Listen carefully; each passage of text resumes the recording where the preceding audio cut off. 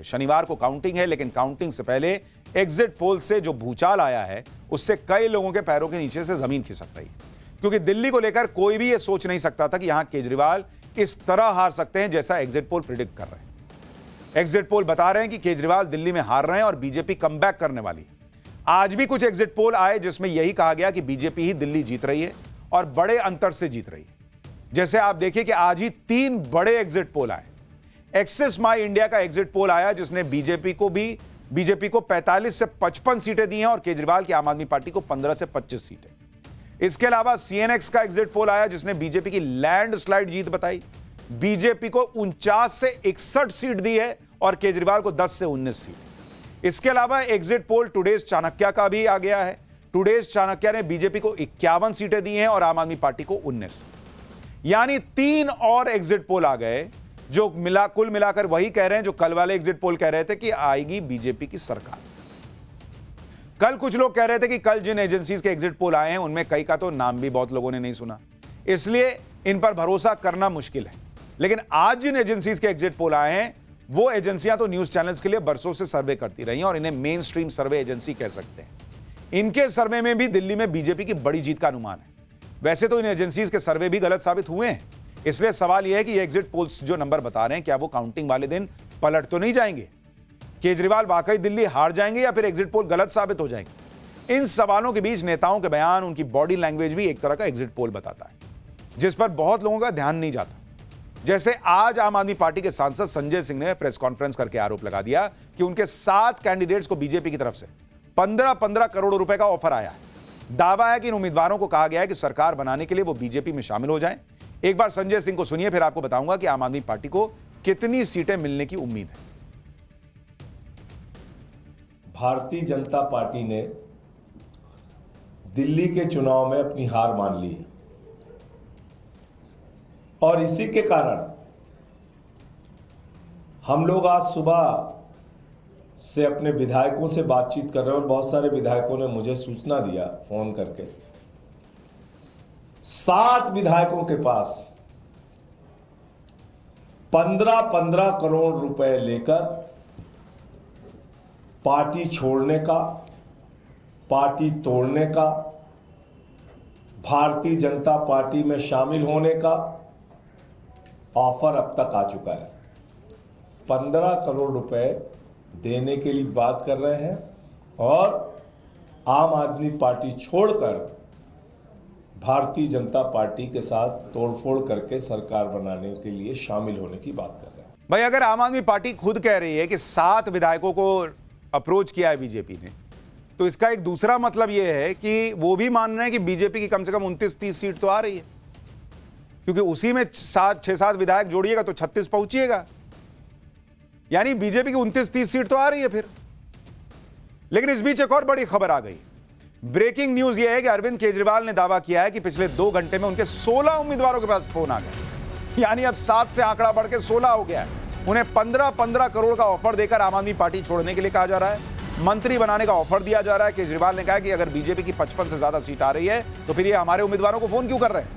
जाहिर तौर पर ये फर्जी सर्वे कराए गए हैं ताकि ये माहौल बनाकर कुछ उम्मीदवारों को तोड़ा जा सके, लेकिन हमारी पार्टी का एक भी आदमी नहीं टूटेगा। सवाल तो यह भी कि अगर फोन आ रहे हैं तो कोई एक फोन कॉल की रिकॉर्डिंग ही सुनवा देते। अरविंद केजरीवाल या संजय सिंह जो बात कर रहे हैं वो आसानी से हजम नहीं होने वाली, क्योंकि पहली बात तो यह कि अभी तो नतीजे आए भी नहीं है। उससे पहले किसी उम्मीदवार को पार्टी बदलने के लिए पैसा ऑफर हो जाए, यह अपने आप में गजब बात है। दूसरी बात, दिल्ली में वोटिंग से पहले अरविंद केजरीवाल ने दावा किया था कि आम आदमी पार्टी को 55 से 60 सीटें मिल रही। अगर वाकई आम आदमी पार्टी को ऐसी एक तरफा जीत मिल रही है तो फिर बीजेपी आम आदमी पार्टी के उम्मीदवारों को तोड़कर कर भी क्या लेगी? जोड़ तोड़ से सरकार बनाने की संभावना तो वहां होती है जहां सीटों का अंतर बहुत कम होता।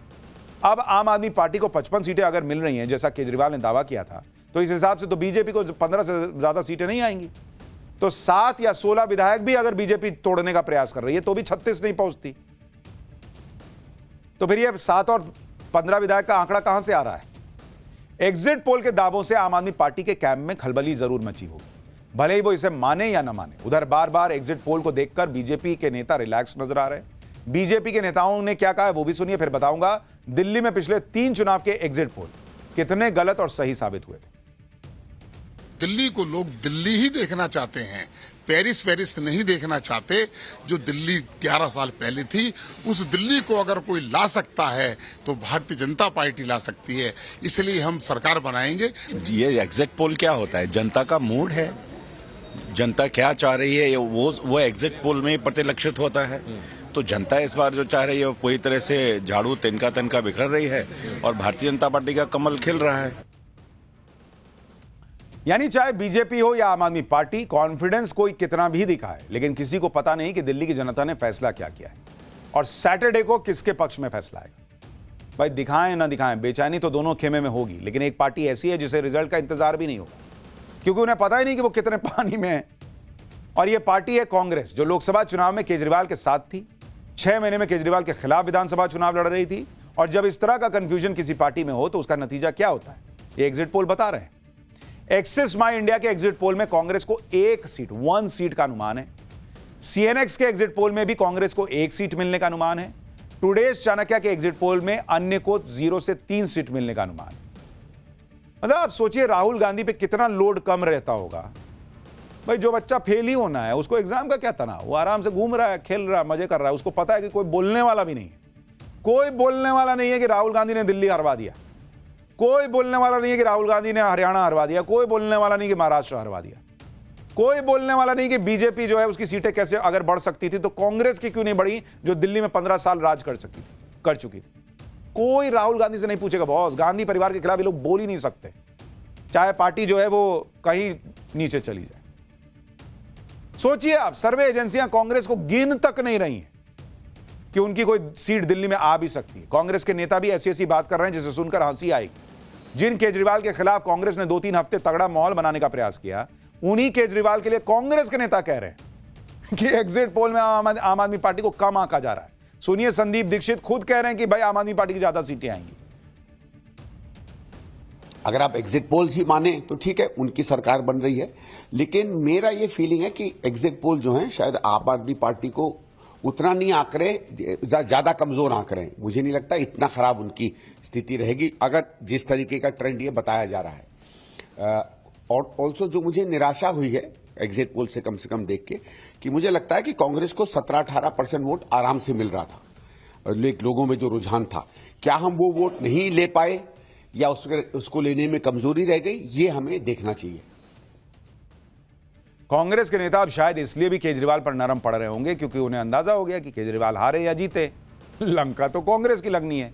क्योंकि इंडी गठबंधन में कांग्रेस का खुला विरोध करने वाले लोग हों या फिर अंदर ही अंदर कांग्रेस से चिढ़ने वाले लोग हों, सब यही चाहते हैं कि दिल्ली में केजरीवाल जीत जाएं। शिवसेना के नेता संजय राउत को सुनिए, फिर बताता हूं केजरीवाल हारे या जीते, दोनों ही सूरत में कैसे कांग्रेस फंस जाएगी।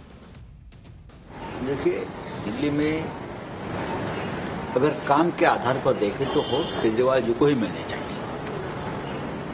महाराष्ट्र में भी हम लोग ये सोचते थे कि वोट हमको ही मिले, लेकिन वोट कहाँ गायब हो गए किसी को पता नहीं। क्या जादू है बीजेपी के पास या उनके लोगों के पास। अब मैं टीवी पे देख रहा था या सोशल मीडिया पे चल रहा है, यहाँ पैसा बांट रहे हैं, यहाँ पैसा बांट रहे हैं। अब ये कोई चुनाव नहीं है, उसका चुनाव नहीं है, ये एक बहुत बड़ा पैसों का खेल चल रहा है जो दिल्ली में भी चल रहा है। इंडी गठबंधन के नेता तो यही चाह रहे हैं कि अरविंद केजरीवाल ही जीत जाए। अखिलेश यादव से लेकर ममता बनर्जी की पार्टी ने अरविंद केजरीवाल के लिए प्रचार भी किया था। अगर अरविंद केजरीवाल जीत गए तो इंडी गठबंधन में सारी पार्टियां मिलकर कांग्रेस पर टूट पड़ेंगी। राहुल गांधी से केजरीवाल अपना हिसाब बराबर करेंगे और इसमें केजरीवाल का साथ देंगे अखिलेश यादव, ममता बनर्जी। यानी राहुल गांधी की राजनीति की अच्छी रगड़ाई होने की पूरी उम्मीद है और कांग्रेस के और बुरे दिन शुरू हो जाएंगे। लेकिन अगर केजरीवाल हार गए और मोदी जीत गए तो भी कांग्रेस का ही बड़ा नुकसान होगा, क्योंकि एक तरफ मोदी कांग्रेस को रगड़ेंगे और दूसरी तरफ इंडी गठबंधन के नेता कांग्रेस की रगड़ाई करेंगे। इंडी गठबंधन में सभी नेता कांग्रेस को जिम्मेदार ठहराएंगे कि कांग्रेस ने केजरीवाल के वोट काट दिए और मोदी को फायदा पहुंचा दिया। यानी कुल मिलाकर कांग्रेस की स्थिति यह है कि यह घर के भी नहीं है और घाट के भी नहीं। इधर से नरेंद्र मोदी इनकी बैंड बजाएंगे, उधर से अखिलेश और केजरीवाल और ममता ये मिलकर इनकी बैंड बजाएंगे। दोनों तरफ से कांग्रेस सियासी चक्की में ऐसा पिसने वाली है कि राहुल गांधी का सारा कॉन्फिडेंस हवा हो जाएगा। वैसे है तो नहीं, लेकिन फिर भी कहीं तो हवा होगा। दिल्ली में नतीजों से पहले ही कांग्रेस के नेताओं ने सरेंडर कर दिया। क्या इसका मतलब यह है कि कांग्रेस को दिल्ली में मुस्लिम वोट इस तरह नहीं मिले जिसकी उम्मीद थी? क्या मुस्लिम वोट फिर से आम आदमी पार्टी के खाते में गए हैं? कुछ लोग तो यह भी कह रहे हैं कि इस बार मुसलमानों ने बीजेपी के लिए वोट कर दिया है, जैसे ऑल इंडिया इमाम एसोसिएशन के अध्यक्ष मौलाना साजिद रशीदी ने सबके अनुमान को गलत साबित कर दिया कि मुसलमान तो बीजेपी को वोट देगा ही नहीं। साजिद रशीदी ने एक वीडियो जारी करके दावा किया कि उन्होंने इस बार पहली बार दिल्ली में बीजेपी को वोट दिया है। वो चाहते हैं कि बीजेपी चुनाव जीते। एक बार साजिद रशीदी को सुनिए, फिर बताता हूं कि दिल्ली के बाकी मुसलमानों ने भी क्या बीजेपी को वोट दिया या नहीं। इस पर एग्जिट पोल क्या बता रहे हैं। मैंने ये वोट किसको किया है आपको सुनकर बड़ा आश्चर्य होगा। मैंने ये वोट भारतीय जनता पार्टी को किया है। जिंदगी में पहली बार मैंने भारतीय जनता पार्टी को वोट किया है। क्यों किया है, इसके पीछे बहुत सारे रीजन हैं। अब तक मुसलमानों पर एक एलिगेशन ये लगता रहा कि भारतीय जनता पार्टी को हराने के लिए मुसलमान वोट करता है, लेकिन ये मैंने वोट इसलिए किया आज बीजेपी को कि दिल्ली के अंदर बीजेपी जीते। अगर एग्जिट पोल में मुसलमान वोटों का ट्रेंड देखें तो मुस्लिम वोट इस चुनाव में भी आम आदमी पार्टी के साथ जुड़े रहे हैं, ऐसा माना जा रहा है। एक्सिस माई इंडिया के एग्जिट पोल के मुताबिक आम आदमी पार्टी को 74% मुसलमानों के वोट मिले, कांग्रेस को 15% और बीजेपी को 5%। यानी एग्जिट पोल का दावा है कि मुसलमान ने एक मुश्त आम आदमी पार्टी के लिए वोट किया है। दिल्ली का नतीजा क्या होगा यह 8 फरवरी को पता चलेगा, लेकिन 8 फरवरी को एक और रिजल्ट पर सबकी नजर होगी और वो रिजल्ट होगा अयोध्या की मिल्कीपुर सीट का। 8 फरवरी को दिल्ली के साथ साथ मिल्कीपुर उपचुनाव के भी नतीजे आएंगे, लेकिन नतीजों से पहले ही अखिलेश यादव को हार का डर सता रहा है। ऐसा लग रहा है जैसे समाजवादी पार्टी ने पहले ही अपनी हार स्वीकार भी कर ली। कल तक अखिलेश यादव और उनकी टीम ने चुनाव आयोग में शिकायतों का भंडार लगा दिया। योगी सरकार और पुलिस प्रशासन पर पानी पी पी कर आरोपों की बौछार करते रहे, लेकिन आज तो अखिलेश यादव ने हद ही कर दी। सरकार और सिस्टम को कोसते कोसते आज उन्होंने चुनाव आयोग को ही टारगेट पर ले लिया। आरोप लगाया कि चुनाव आयोग को वोटिंग में हुई धांधली दिख नहीं रही, चुनाव आयोग अपना काम सही तरीके से कर नहीं रहा। इसके बाद यहां तक कह दिया कि चुनाव आयोग मर गया है, उसे तो सफेद कपड़ा देंगे। अखिलेश यादव के इस बयान के बाद समाजवादी पार्टी के सांसद एक सफेद कपड़ा लेकर संसद पहुंच गए। इस सफेद कपड़े पर चुनाव आयोग भी लिखा हुआ था। अखिलेश यादव समेत समाजवादी पार्टी के सांसदों ने इस सफेद कपड़े के साथ फोटो भी खिंचवाई। अखिलेश यादव की खींच को देखकर अंदाजा लगाना मुश्किल नहीं है कि मिल्कीपुर में समाजवादी पार्टी के सारे दांव कैसे फेल हो गए। ऐसे में नतीजों से पहले अखिलेश यादव हार का ठीकरा चुनाव आयोग पर फोड़ रहे हैं। सुनिए अखिलेश यादव किस कदर चुनाव आयोग पर फायर मोड में। मैं चुनाव से नाराज नहीं हूं। चुनाव आयोग को जो काम करना चाहिए चुनाव आयोग वो काम नहीं कर रहा है। मैं सीधा पार्लियामेंट आ गया हूं। अगर मेरे पे कहीं सफेद कपड़ा मिल गया होता तो क्योंकि इलेक्शन कमीशन मर गया, मैं सफेद कपड़ा उन पे पहना देता हूं। आप सोचिए, अधिकारी जाति देख करके पोस्ट हुए हैं। समाजवादी पार्टी के ट्विटर हैंडल से 500 से ज़्यादा शिकायतें हुई हैं।